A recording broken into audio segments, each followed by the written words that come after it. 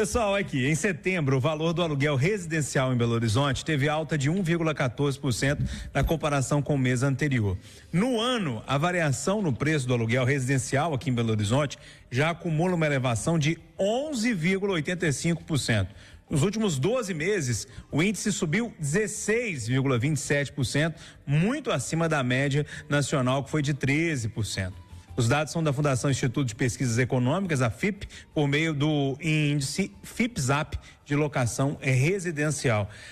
Eduardo, eu troquei de apartamento há pouco tempo, fiquei naquela busca, e você sabe o que é buscar quando você está em busca de um apartamento. Eu estava muito apavorado com o preço dos apartamentos. E depois chegou uma hora que eu falei, eu acho que eu vou buscar um aluguel.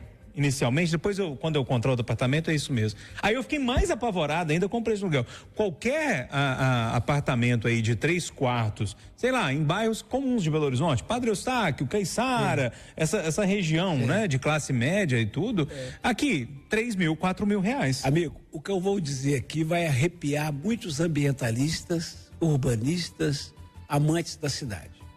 É o meu sentimento, não é de hoje.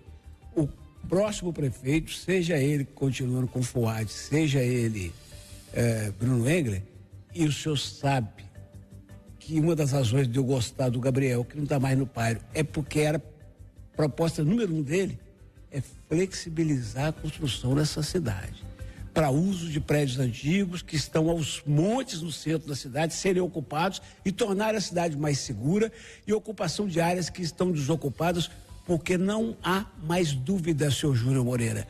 Os construtores estão indo para Contagem, Betim, Nova Lima, porque aqui a coisa ficou muito apertada. Fizeram aquelas coisas da gestão petista do Calil, né? De Dona Maria Caldas. Ninguém pode fazer mais nada. Então, o preço está nas alturas. Encontrar um apartamento de 2 quartos na Savassi para aluguel pode preparar 3,5 conto. Mais condomínio de 1.500 e mais IPTU de 1.500. É 6 conto. É mais ou menos por aí. Silvana, subiu demais. Assustadoramente. E é interessante porque, se a gente observar, é quase que inversamente proporcional em relação à busca, né? Em relação aos imóveis comerciais. Sim. Porque de imóvel comercial, todo lugar que você passa, tá, e às vezes tá lá, aluga-se, vende, aluga-se ou vende, e eu já tô vendo possibilidade de gente, inclusive, que tá fazendo contrato de comodato. Desde que você assuma o condomínio e assuma o IPTU, tá não tranquilo, não precisa pagar o aluguel, porque tá ficando um ônus. Eu falo por mim mesmo, a sala de escritório que eu tinha, que eu desativei, a dificuldade danada para poder alugar. Eu já baixei o preço bastante e já tô nessa, de ver se tem um colega que queira ficar incomodado, porque vale a pena. Em compensação, o outro lado, que é o lado residencial. E nós sabemos bem também, Belo Horizonte é um município pequeno em área. Ele não é um município de uma área muito extensa. E não tem lugar mais para crescer, a não ser para cima, né? Os grandes, a gente tá vendo aí, prédio imenso, mas os prédios hoje que a gente vê construídos, se não for prédinho mais popular, eles são prédios caríssimos. Um apartamento de 1 quarto, primeiro que um apartamento hoje de 2 quartos, ele cabe dentro de uma sala dos apartamentos velhos de 1970. Verdade. Não é verdade? Ou seja, se você soltar um pum no quarto, você inunda o apartamento inteiro, é um problema sério. E o valor deles é altíssimo. Silvana, estamos 98% de acordo. Os 2% é o seguinte, não é que Belo Horizonte não tem mais lugar para construir, tem, mas fizeram uma lei de tal forma que o cara pega um lote de 300 metros e pode construir 300 e fala, não vou. Isso é verdade.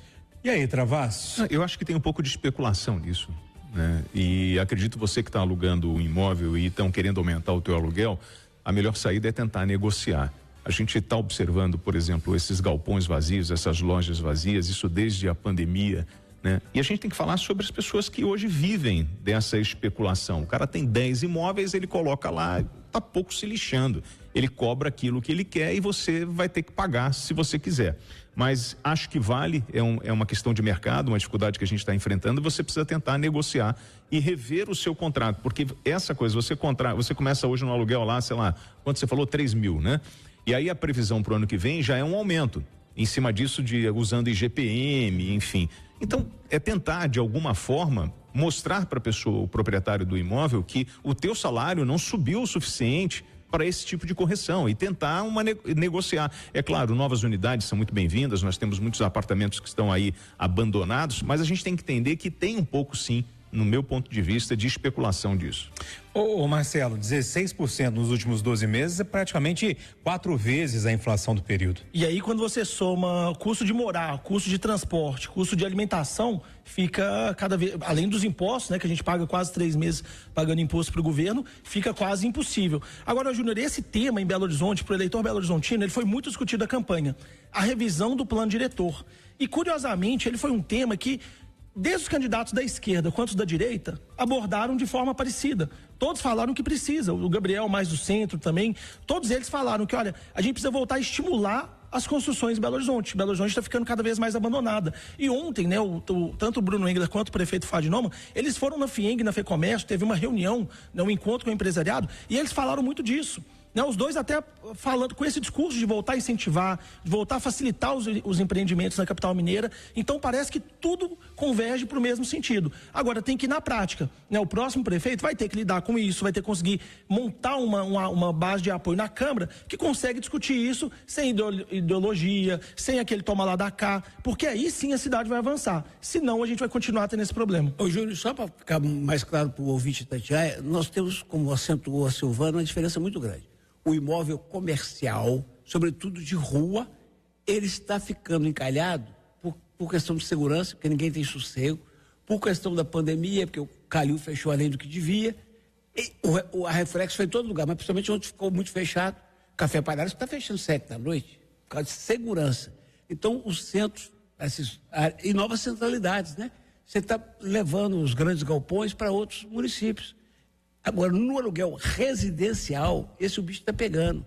E quando o Travasso fala em negociar, depende muito, porque muitas vezes aquele aluguel é a rendazinha que o cidadão tem para comprar remédio e comida na aposentadoria. Sim, mas às vezes esse cara que você está falando como pobre coitado, ele tem 10 imóveis e ele vive basicamente disso. Pô, mas eu não estou falando, a gente está falando sobre o direito da terra. Dele, eu entendo. Investimento dele, mas aí é a prática do mercado. Não, jamais, de forma alguma. Só que eu estou falando assim. Do che Guevara, não é isso.